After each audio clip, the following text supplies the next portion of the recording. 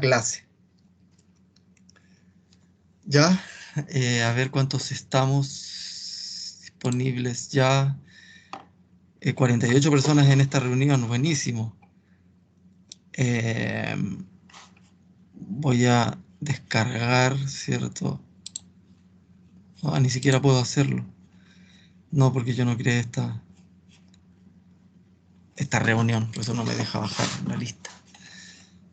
Pero a mí no me importa eso. Cualquier cosa me preguntan, vinieron todos, nada más, ya está. Bueno, no me voy a complicar con eso. Entonces, partamos. Primero que todo, como les decía, mi nombre es Ricardo Castro Huerta, soy académico de aquí de la escuela, me van a ver en varios ramos, ¿cierto? En epistemología agroecológica. Este semestre también nos vamos a cruzar en un par de clases en manejo de residuos, después en fitopatología, ¿cierto? Algo de manejo de plagas, por ahí en diseño y manejo de sistemas, ¿cierto? También en ecología y biodiversidad. Ya, en varios cursos estoy con varios otros colegas, ¿cierto? De la misma área, que son el profesor Diego Muñoz, el profesor Enrique Mundaca, el profesor Enrique Misle, así que ahí me van a ver en esos ramos por ahí rebotando, ¿ya? Vegetación y clima, a ver cómo partimos esto. Primero, entender, ¿cierto?, que nuestro territorio es un complejo de donde tenemos casi todas las condiciones climáticas, ¿cierto? O sea, somos un complejo que tiene condiciones que se encuentran desde el hielo eterno, ya en los campos de hielo sur y norte, gran parte de la cordillera de los Andes, hasta el desierto más árido del mundo, ¿cierto? Que es el desierto de Atacama, que es a su vez uno de los lugares sobre la Tierra donde más eh,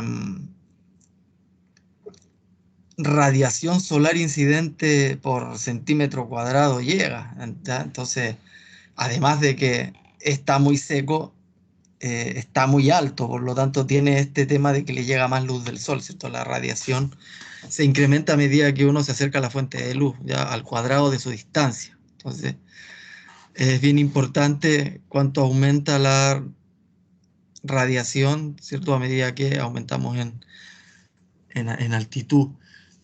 Eh, Además, que es una isla biogeográficamente hablando, ¿cierto? Tenemos el desierto, como les decía, más árido del mundo en el norte, el hielo eterno en el sur, la cordillera en el este, ¿cierto? En el oriente, y al poniente oeste tenemos un océano. Entonces, los biomas o las formaciones vegetacionales que se puedan encontrar aquí en el territorio van a tener particularidades, ¿cierto?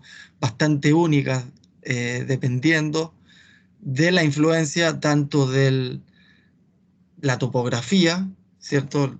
Sabemos que el territorio de Chile es un 80% montañas, ¿cierto? Cerros, el otro 20% que tenemos plano, de esa cantidad solo el 3% es cultivable.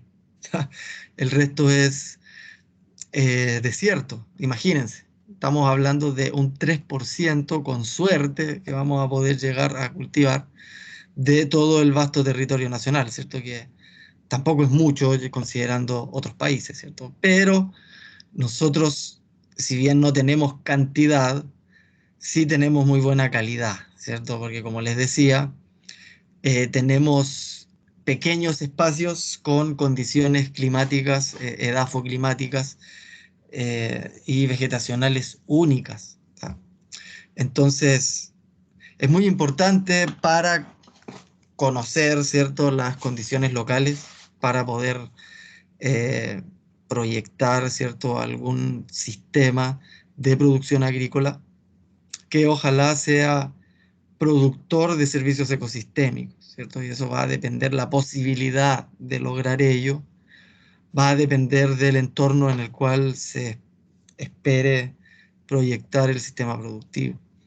Entonces, en Chile es particularmente importante porque cada condición local va a limitar o potenciar ciertos cultivos o ciertas prácticas de manejo o de diseño que les va a permitir a ustedes lograr este fin mayor, ¿cierto? Que es generar servicios ecosistémicos desde un agroecosistema, ¿ya? Partamos del hecho de que el territorio está prácticamente eh, degradado, ¿cierto? Ya no, toda productividad agrícola va a depender de los servicios ecosistémicos que ahí existen, pero si tenemos un ecosistema que está completamente disturbado, vamos a tener servicios ecosistémicos cada vez más limitados, ¿ya? Y como les digo, esperar a que se recupere solo el entorno eh, su- nos va a llevar a la desertificación o a la hambruna antes de que eso ello ocurra, ¿cierto? Debido al crecimiento poblacional y a la cantidad de recursos y energía que está requiriendo la sociedad actual, ¿cierto? Cada vez más. Entonces no queda otra, ¿cierto? El llamado que hace la FAO desde el 2018 es a promover el rediseño de los sistemas productivos con el fin de generar servicios ecosistémicos, porque sin servicios ecosistémicos no vamos a poder hacer nada, ¿no? Bueno, existe una nomenclatura que ustedes por ahí la van a estudiar más a fondo, eh, supongo más adelante, que son los climas, que en general tienen unos números y unas letras, ¿cierto? Que es como una nomenclatura para saber dónde realmente estamos, ¿cierto? Solo van a encontrar en el libro de Santibáñez y Uribe, en algunos libros de la Cirén también, donde van a poder hablar de distritos agroclimáticos. O sea, y un distrito agroclimático va a tener condiciones de suelo, de clima, de altitud, bien específicas, que están bien determinadas en esos libros, ¿ya? Pero, como les decía, ahora no vamos a ver eso a fondo, ¿cierto? Simplemente entender que en el territorio existen distintas y diversas condiciones climáticas que nos van a poder permitir hacer clasificaciones de formas de clima muy variadas. Nosotros aquí actualmente estamos en el clima mediterráneo cálido con estación seca de 4 o 5 meses, así es como se llama exactamente. Pero lo podemos llevar a que estamos en clima mediterráneo interior, ¿cierto? De alguna forma estaríamos diciendo lo mismo, ¿cierto? Pero como les decía, nosotros es templado cálido con estación seca de 4 a 5 meses. Pero esto está cambiando, ¿ah? Se va a tornar más seco aún, ¿cierto? Lo que era templado, o sea, mediterráneo, templado, cálido, lluvioso, se está tendiendo a ser templado, cálido con estación seca. eh, y lo que era antes con estación seca de 5 años va a terminar, de 5 meses va a terminar con estación seca de 7, 8 meses, ¿ya? Sabemos que estamos en un cambio climático. Ahora, a diferencia entre clima y tiempo atmosférico es que el clima es un promedio del estado atmosférico de los últimos 30 años. ¿Ya? Si nosotros logramos visualizar eh, el tiempo atmosférico como si fuera algo estático, ¿cierto? Podríamos tomar un promedio de eso y decir, este es el tipo de clima. Pero sabemos que el tiempo atmosférico es cada vez más dinámico, ¿ya? Entonces, eh, el tiempo atmosférico es el que a usted les dice cómo va a estar el clima, eh, bueno, cómo va a estar el tiempo justamente en los próximos días, ¿cierto? Porque ustedes están observando el estado atmosférico del momento, y ahí se pueden hacer eh, distintas modelaciones, ¿ya? Para poder entender si esto va a tener cierta probabilidad de ocurrencia, ¿cierto? En base a las condiciones de humedad, temperatura, presión atmosférica que se estén dando en el momento, ¿ya? Sabemos que como el sistema atmosférico es tan, pero tan dinámico, que las probabilidades, ¿cierto?, de hacer pronósticos exactos o precisos son bastante bajas, ya no superan al 10%, imagínense. 10 a 12% en los mejores de los casos. ¿Mm? Y es porque existe esto de que en la atmósfera terrestre es lo que se llama un sistema eh, estocástico, ¿no? Un sistema que no se puede saber, ¿cierto? Con gran certeza hacia dónde va. ¿Ya? Es lo de la ciencia. Hay muchos aspectos que están bastante bien estudiados, ¿cierto? Que tienen una precisión para hacer estimaciones bastante altas, ¿cierto? La física al 99, 98%, la química sobre el 95%, la biología ya de un 60 a un 80% de variabilidad explicada se considera algo aceptable, ¿cierto? Pero en el clima, como les digo, es una locura. Es tanto que hay cada vez más modelos para poder estimar qué es lo que se nos viene, ¿cierto? Porque si bien los modelos no son exactos, son todos muy pesimistas, ¿ya? Porque hasta los modelos más optimistas de cambio climático nos hablan de que se viene un desastre, ¿ya? Es lo que se esperaba que ocurriera dentro de 10 o 15 años está ya ocurriendo. Y entonces, con mayor razón, están avanzando un montón en lograr aumentar la precisión, ¿cierto?, de los pronósticos del tiempo atmosférico. Entonces ahí una primera definición o diferencia, ¿cierto? Clima, entonces, es el promedio del tiempo atmosférico de los últimos 30 años y el tiempo atmosférico es el estado actual de la atmósfera, ¿cierto? Que como les digo, está influenciada por tantos aspectos que cuesta mucho poder eh, lograr hacer estimaciones, ¿cierto? Es más bien un proceso al azar, ¿ya? Afecta, incluso últimamente se asume que afecta en la formación de las nubes la radiación que llega de otros cuerpos celestes en el espacio, ¿cierto?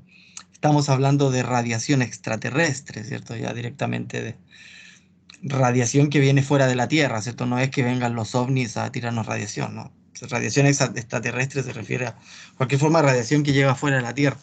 Y se empezó a estudiar, ¿cierto?, el efecto de ciertas ondas que llegan del espacio en la formación de las nubes.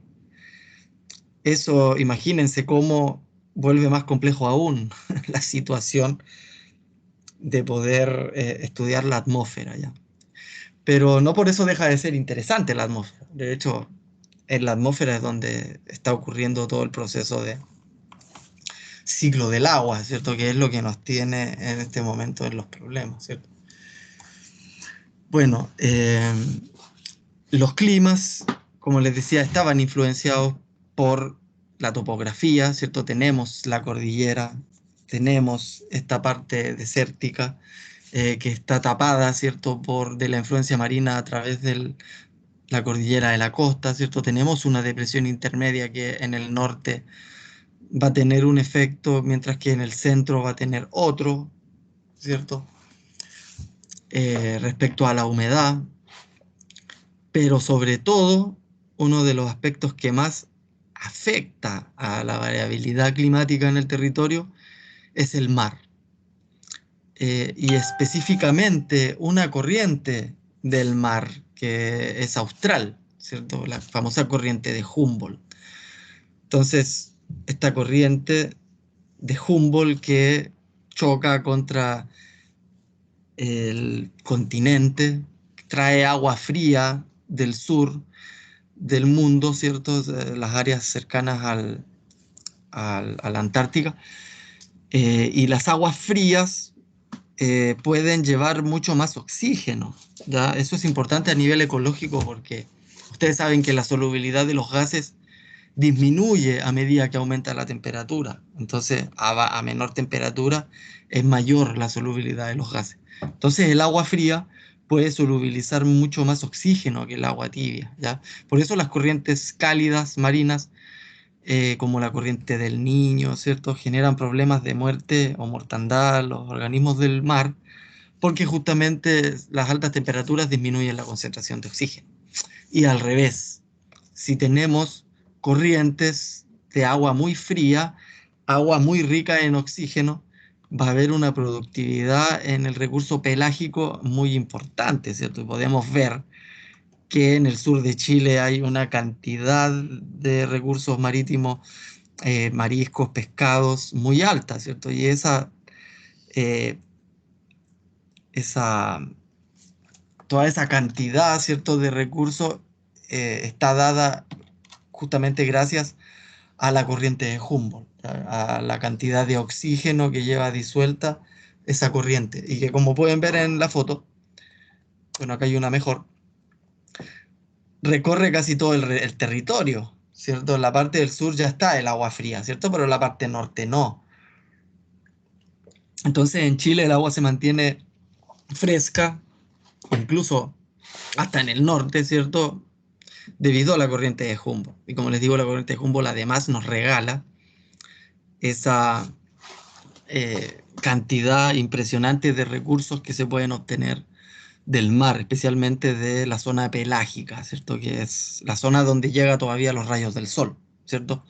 Esa es la zona pelágica del mar. El resto se llama bentónica, ya cuando ya deja de caer un rayo del sol. Pero en toda la zona pelágica, ¿cierto? La parte de la roquerío, todo eso es muy rico en la diversidad chilena. ¿Ya? La gente que le gusta el mar, la playa, le gusta andar mariscando, viendo algas, esas cosas, es una locura. Profesor, Dígame, disculpe, no se me fue la señal. La otra zona, no la pelágica, ¿cómo se llama? bentónica, Dentónica. bentónica, sí, o ventos, también le llaman. Ah, perfecto. Ya. Muchas gracias. Eh, entonces, tenemos en Chile diversidad de topográfica, ¿cierto? Distintas altitudes. Tenemos además la influencia marina, ¿cierto? Y tenemos distintos biomas, que son los que se pueden reconocer o en general así se clasifican eh, los distintos paisajes o formaciones vegetacionales que puedan existir en el territorio. ¿Ya?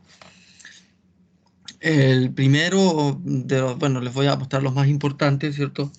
Son el desierto, ¿cierto? Todos más o menos se ubican en el paisaje hacia el norte de Chile, ¿cierto? Desierto de Atacama, zona más árida del planeta, pues, sin embargo, árido y todo, igual hay un poco de vegetación, también tenemos eh, organismos, ¿cierto? Animales, plantas, insectos que allí habitan.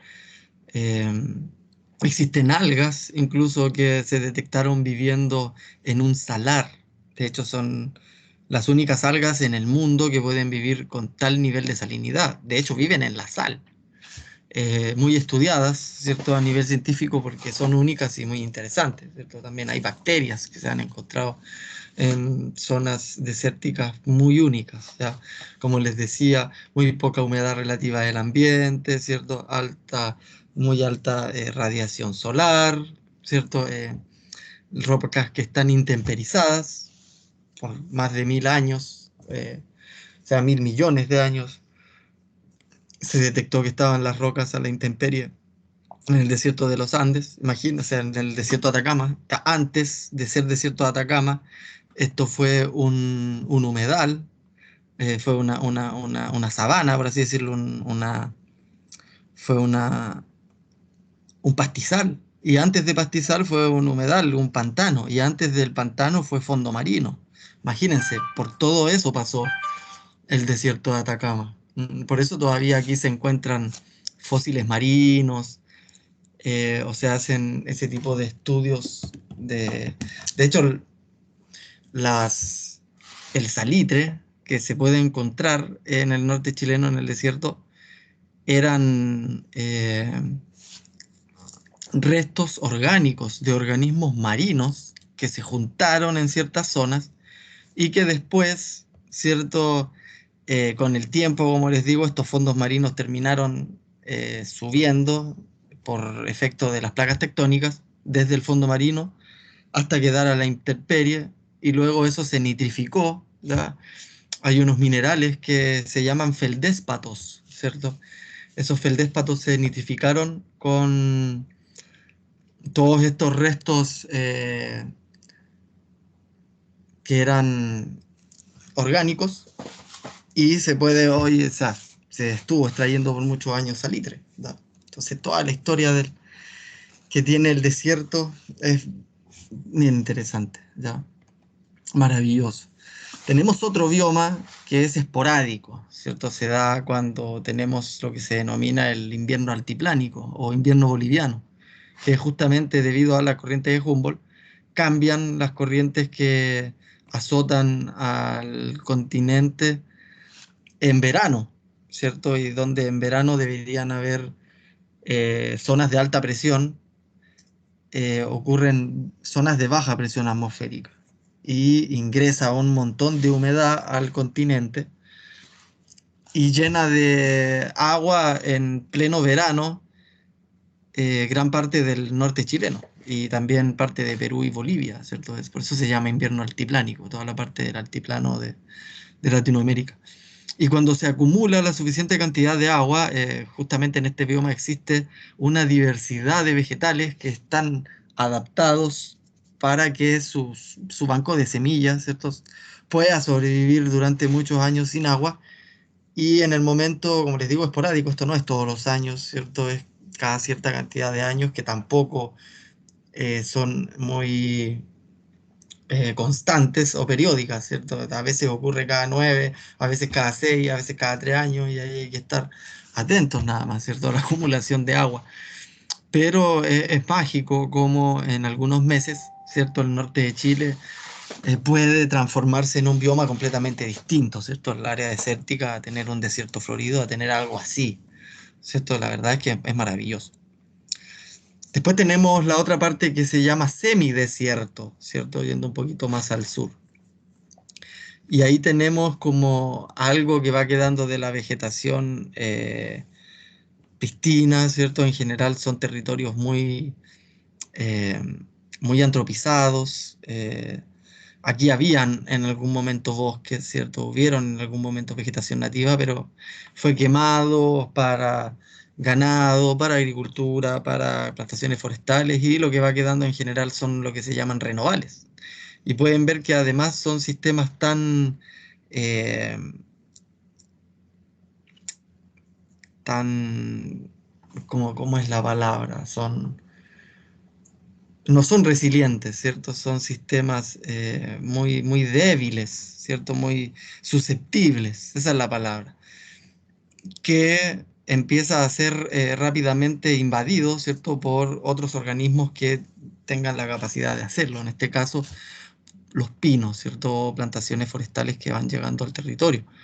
Entonces ya se va formando un mosaico de paisajes, ¿cierto? Entre lo que pudo en algún momento haber existido con después el problema de la antropización y las plantas espontáneas que empiezan a utilizar esos nuevos nichos ecológicos. Entonces, en la zona de semidesierto de Chile hoy es posible ver esto, en general un mosaico. Ya, después viene el clima mediterráneo, en general todo lo que es el, el Valle Central, ¿cierto? Toda la zona centro-sur de Chile, que también tiene eh, estas condiciones, ¿cierto?, de lluvias solo invernales, temporada seca en verano, que genera estos bosques, ¿cierto?, que existían en todo el territorio, que eran de bosque esclerófilo, zona del matorral y del bosque esclerófilo, y un poco más hacia la cordillera, zona de bosque caducifolio, ¿cierto?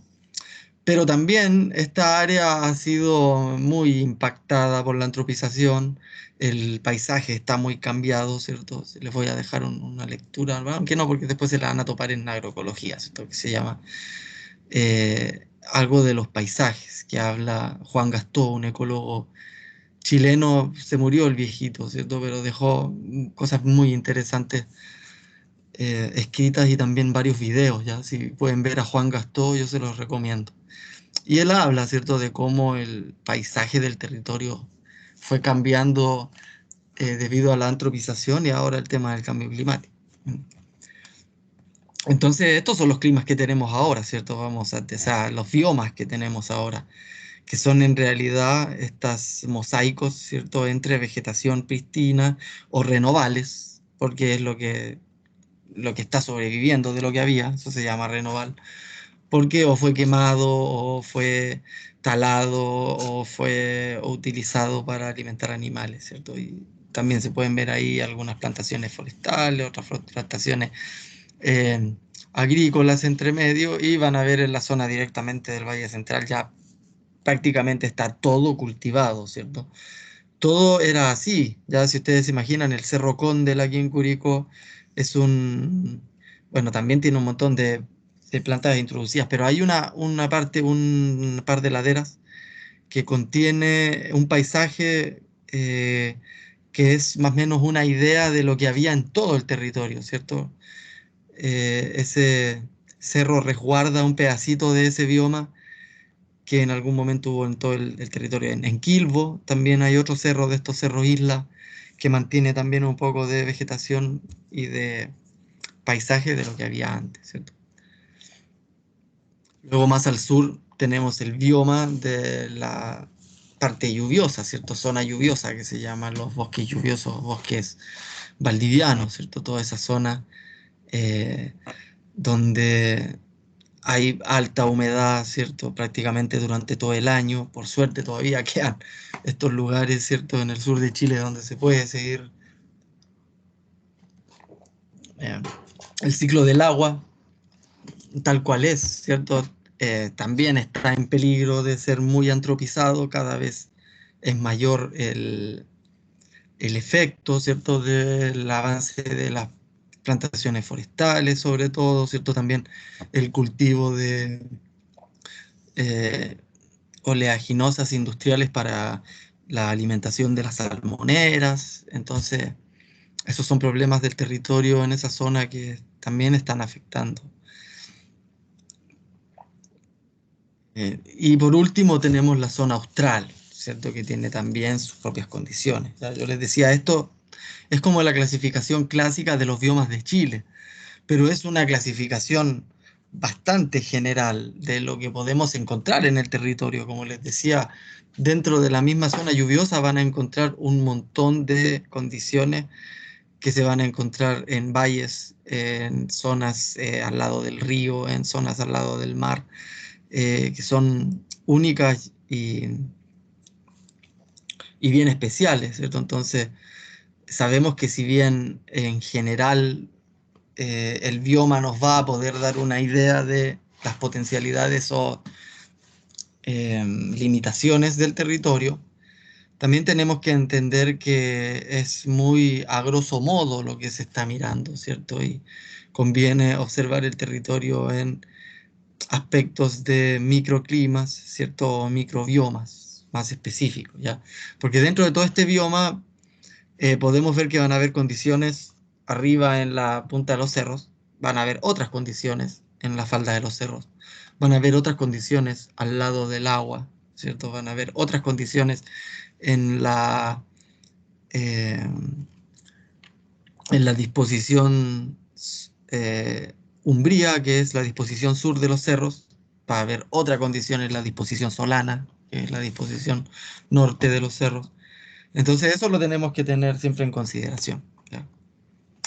Y también hay otros biomas que se consideran debido a las distintas altitudes que pueden existir en el territorio. Para el norte y hacia la cordillera hay un bioma bien específico que se le llama altiplano, ¿cierto? El clima altiplánico, que tiene también todas sus condiciones, donde tradicionalmente se generaban veranadas, ¿cierto? Donde llevan a los animales a consumir en pleno desierto eh, plantas a las faldas de los cerros en pleno verano, y justamente porque en pleno verano es cuando caen las precipitaciones en esa zona. Entonces, los arrieros conocen bien, ¿cierto? Esas zonas de las faldas de los cerros en el norte, donde crece pasto y vegetación para poder llevar su ganado, ¿ya? Y es en esas zonas también donde naturalmente siempre han existido los camélidos sudamericanos, ¿cierto? Como la vicuña, la alpaca, las llamas, ¿cierto? Pero más al sur eh, son otras las condiciones, ¿cierto? Del altiplano. Entonces ahí se le llama directamente bioma cordillerano, ¿ya? Y el otro es el litoral, que es el que está pegado, ¿cierto? Al mar, que tiene todas las condiciones de humedad que le puede aportar, ¿cierto? La bruma marina, toda la influencia marina y genera también formaciones vegetacionales bien específicas que responden y corresponden solo a esas condiciones del territorio. Ujú.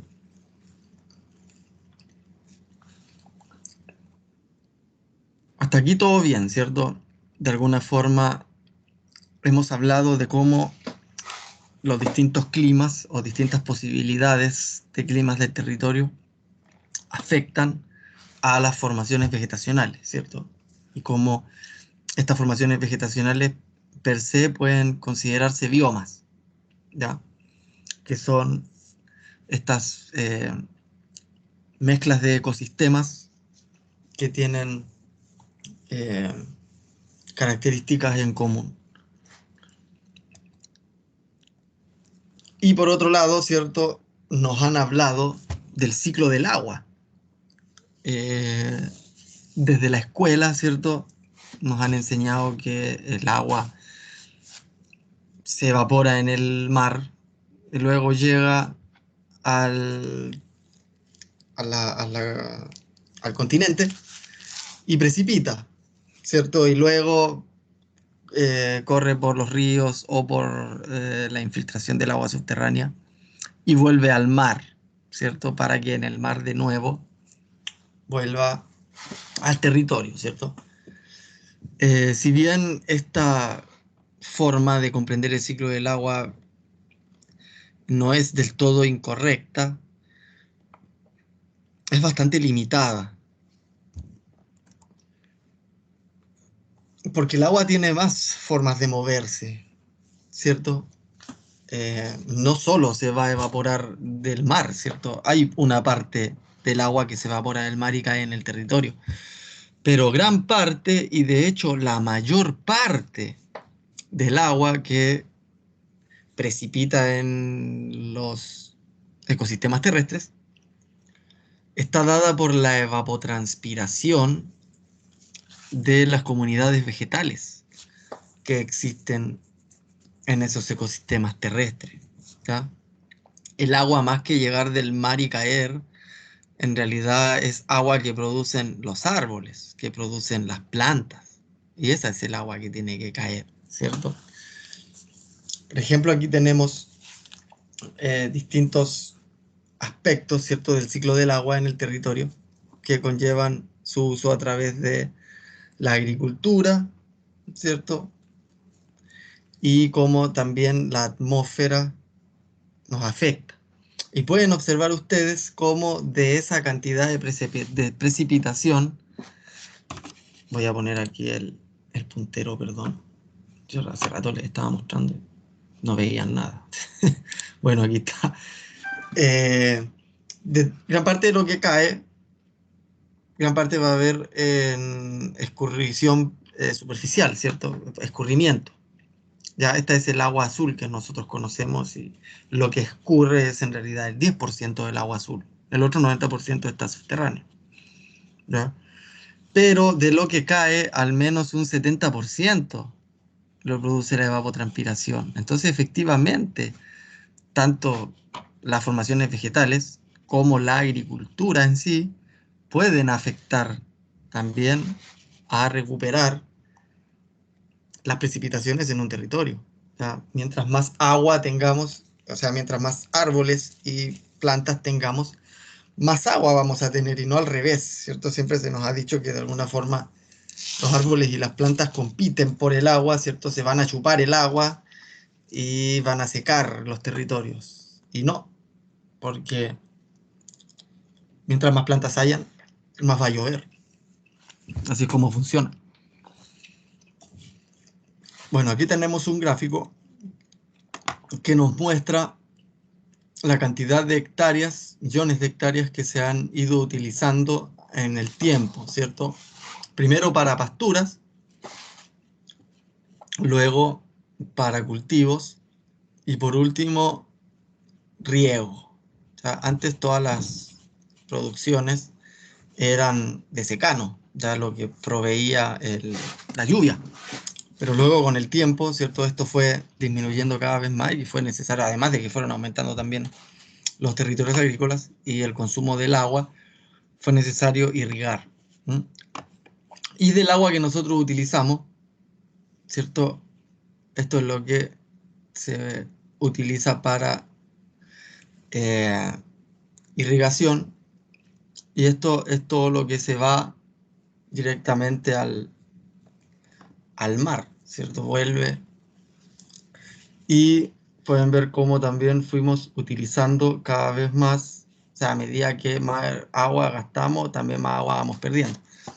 Y a medida que también que fuimos utilizando más agua, fuimos aumentando el uso del nitrógeno y del fósforo. O sea, tenemos una relación directamente proporcional respecto a la necesidad de aumentar la productividad y aumentar el consumo de agua. ¿Ya? Y en el ecosistema pueden existir 4 formas de respuesta frente a un colapso, ¿cierto? Frente a un cambio. Por ejemplo, en un caso de cambio gradual, si yo aumento la vegetación, va a ir aumentando en el tiempo la precipitación, ¿cierto? Directamente proporcional. ¿Ya? Entonces la estabilidad va a ser mayor a medida que de la precipitación, a medida que vamos aumentando, ¿cierto? La vegetación. ¿Ya? Esa es una respuesta gradual. Después tenemos otra respuesta, ¿cierto? Que es como de golpe. En algún momento tenemos baja vegetación y cuando llega a un nivel, la precipitación va a aumentar demasiado, ¿cierto? A través del aumento en la vegetación. Un poquito el aumento en la vegetación y aumenta un montón la precipitación. ¿Ya? En este caso también la precipitación va a ser más estable, ¿cierto? A medida que tenga mayor vegetación. Pero tenemos también esta respuesta, ¿cierto? Que eh, puede ser recuperable, ¿cierto? En algún momento eh, la vegetación es tan baja que para aumentar de nuevo su nivel de precipitación vamos a tener que recuperarla mucho más. Pero, como les digo, se hace más lenta la recuperación, pero puede llegar a recuperarse, ¿cierto? Pero hay casos en los cuales, por más que tratemos de aumentar la comunidad vegetal, no va a recuperarse la precipitación. ¿Ya? Vamos a llegar pues se puede llegar entonces a ese nivel, a ese problema en el cual, por más árboles que pongamos, la respuesta ecológica va a ser del tipo irreversible, ¿cierto? No se va a recuperar el ciclo del agua así nomás, ¿cierto? Entonces, la idea sería no llegar al nivel irreversible de pérdida de comunidades vegetales, ¿cierto? Porque eh, a nivel de años y a nivel de campo, nosotros podemos cambiar, qué sé yo, se puede cambiar la estructura del suelo, según el tipo de manejo del agua que exista. A nivel de paisaje, ¿cierto? Se puede incidir en el parche vegetacional en años, ¿cierto? Pero solo después de décadas vamos a tener o sea, nubes formadas por los bosques. Luego de siglos vamos a tener eutroficación de agua dulce, ¿cierto? A que podamos recuperar agua dulce de esa precipitación.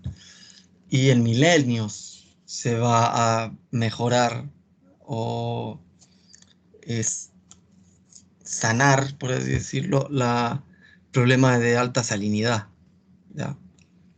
Eh, y a nivel de ríos, a nivel de cuencas, ¿cierto? Se puede mejorar un poco en años, puede mejorar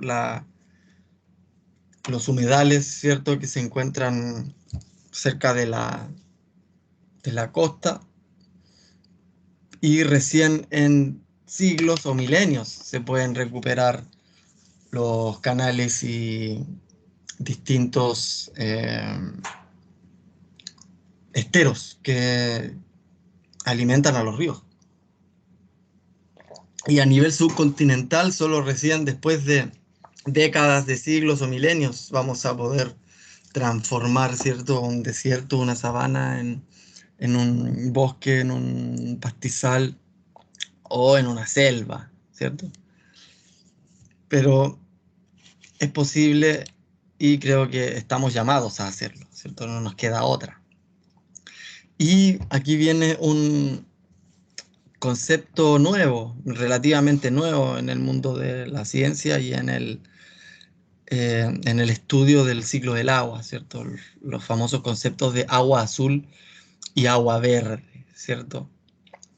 Resulta que de toda el agua del ecosistema, más o menos el 70% es agua verde. ¿Qué es el agua verde? El agua que se encuentra en la biomasa de las plantas, en la biomasa vegetal y en los primeros 30 centímetros del suelo, ¿cierto? Es el agua que de alguna forma está en las raicillas y está en los organismos eh, eh, del suelo, ¿cierto? Donde ocurre la mayor parte de la actividad biológica del suelo, en esos 30 primeros centímetros. Y todo lo que está en las plantas y todo lo que fue evapotranspirado por las plantas. Todo eso es el agua verde. Y eso es el 70% casi de todo el agua que existe en ese ecosistema, en ese bioma. Lo que nosotros vemos como agua es lo que se llama agua azul. Y esa agua azul es casi un 30% de toda la cantidad del agua que está en el ecosistema. Pero de esa agua azul tenemos que considerar que el 90% se encuentra de forma subterránea, en las napas. Siendo que el agua que nosotros vemos, el agua que escurre superficialmente, es el 10% del agua azul. ¿Mm? Entonces, cuando nosotros vemos un río, ya podemos ir cuantificando a grosso modo, ¿cierto?, la cantidad de agua que hay en ese ecosistema o en esa cuenca, ¿cierto? Y poder asumir entonces que de esa cantidad de agua que yo veo superficialmente en el río es el 10%, ¿cierto? El 90% de eso se encuentra bajo aguas, o sea, bajo tierra, es la napa. Eh, Antes se hablaba de que abajo de de todos los ríos, había un río subterráneo con 7 veces al menos la misma cantidad de agua que nosotros vemos escurrir superficialmente, ¿cierto? Ese río fluye más lento, pero igual fluye, ¿cierto? Porque la cuenca va más allá, está más abajo que lo que nosotros vemos en la superficie, ¿cierto? Como les digo, lo que nosotros vemos es solo el escurrimiento superficial, y eso es el 10% del agua azul.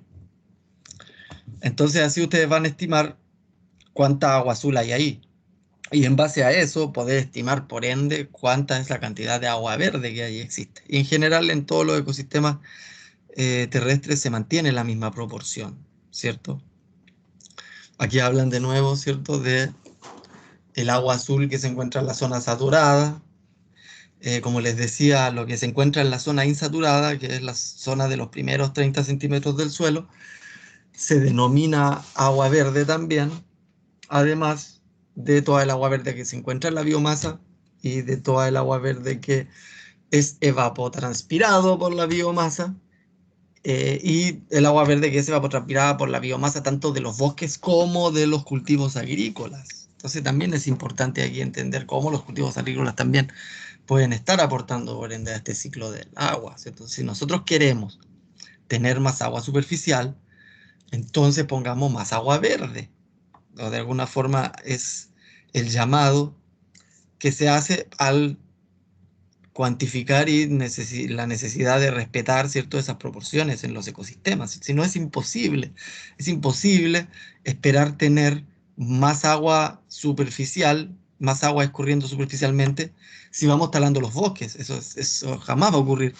No le echemos la culpa al cambio climático porque no llega agua del mar, ¿cierto? El tema no va por ahí, ¿cierto? El tema va justamente en la recuperación de las comunidades vegetales en esas cuencas. Ahí tienen un poco jugando con los temas de los porcentajes, ¿cierto?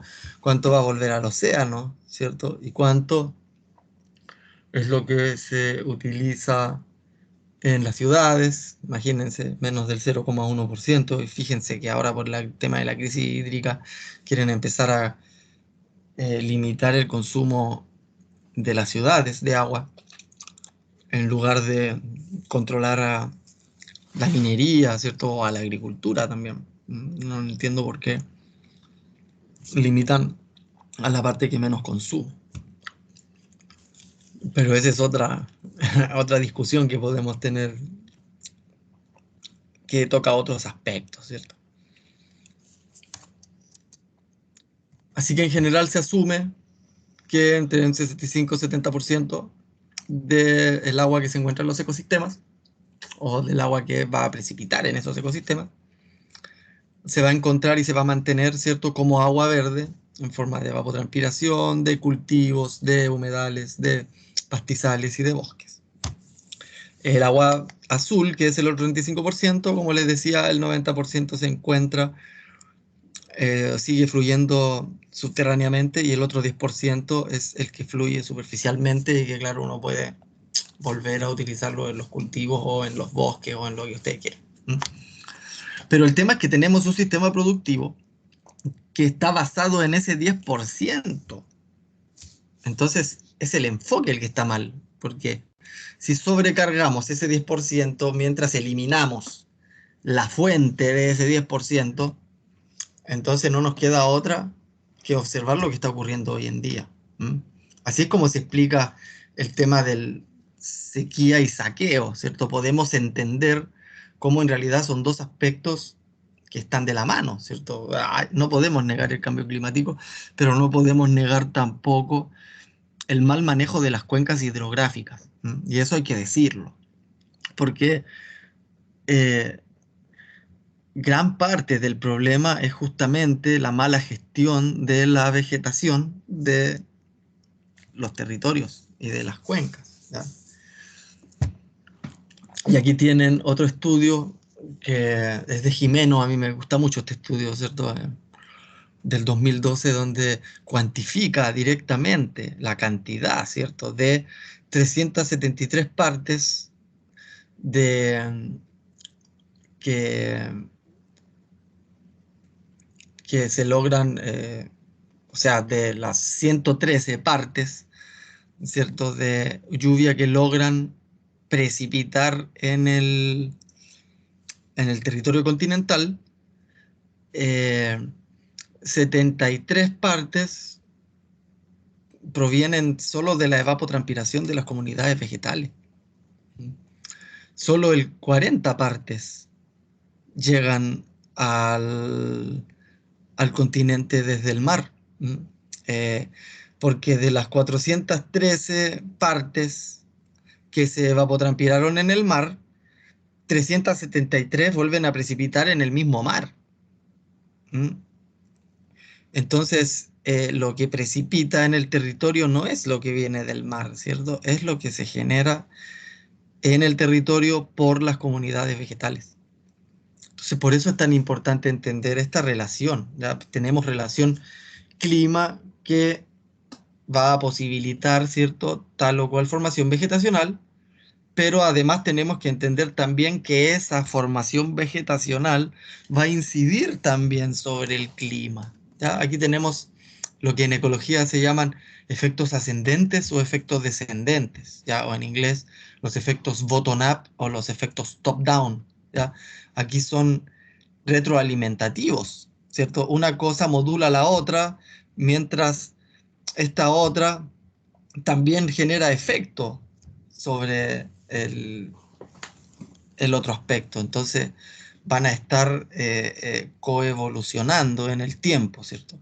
Entonces, a medida que vayamos aumentando la precipitación, va a ir aumentando también la vegetación y al revés, a medida que vayamos aumentando la vegetación, va a ir aumentando también la precipitación, ¿ya? Entonces, esa relación entre la vegetación y clima es importante tenerla en claro y comprenderla, ¿cierto? Y poder visualizarla en nuestro territorio. Mm. Les voy a mostrar un video, creo que les compartí con audio, así que para que lo escuchen bien.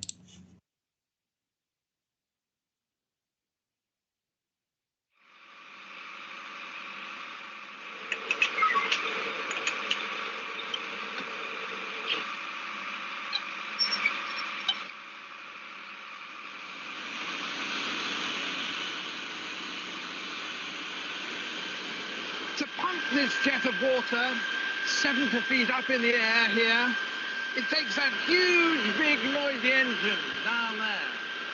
But this tree pumps up about 100 gallons every hour and manages to do so in total silence.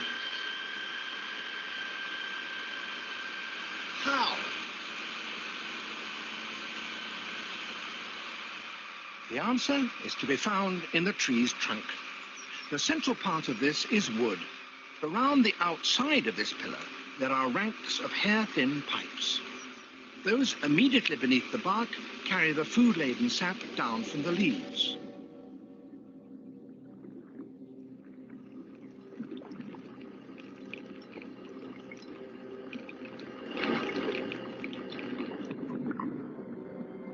Farther inside the trunk, there's another set of tubes.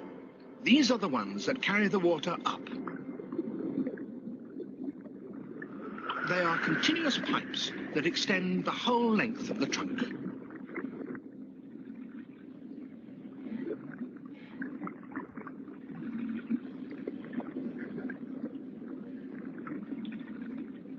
As the water evaporates in the leaves above, the long, thin threads of it are pulled up the tubes, into the branches, and ultimately into the leaves themselves.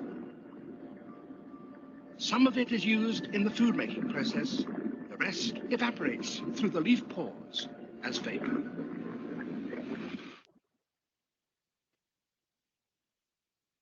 Bueno, él es David Attenborough, no sé si ustedes lo conocen, pero él hizo una serie de documentales que se llamaba La vida secreta de las plantas. Es muy buena esa, si a ustedes les gustan las plantas, es espectacular esa serie. Es bastante antigua, pero muy buena. Y ahí él mostraba, ¿cierto? Como vieron, un árbol, más o menos de ese tamaño, libera en la evapotranspiración la misma cantidad de agua que estaba tirando esa manguera de bomberos, ¿cierto? La diferencia está en que ustedes saben la cantidad de energía que requiere una bomba para poder emitir esa cantidad de agua. Sin embargo, la planta lo hace de forma pasiva. Y como decía David Attenborough, sin ningún ruido, ¿cierto? Estaba calladita, tirando la misma cantidad de agua que esa manguera y nosotros no lo vemos, no nos damos cuenta de la cantidad de agua que se está liberando en ese momento al aire, ya lo que se llaman ahora los ríos de aire, porque es la cantidad de humedad relativa que ahí se acumula. Y además, el poder de enfriamiento, ¿ya? Porque resulta que para evaporar agua se requiere energía. Pero ¿qué energía se requiere? Ya esa la podemos cuantificar. Sabemos, por ejemplo, que para aumentar en 1 grado Celsius 1 gramo de agua se requiere 1 caloría.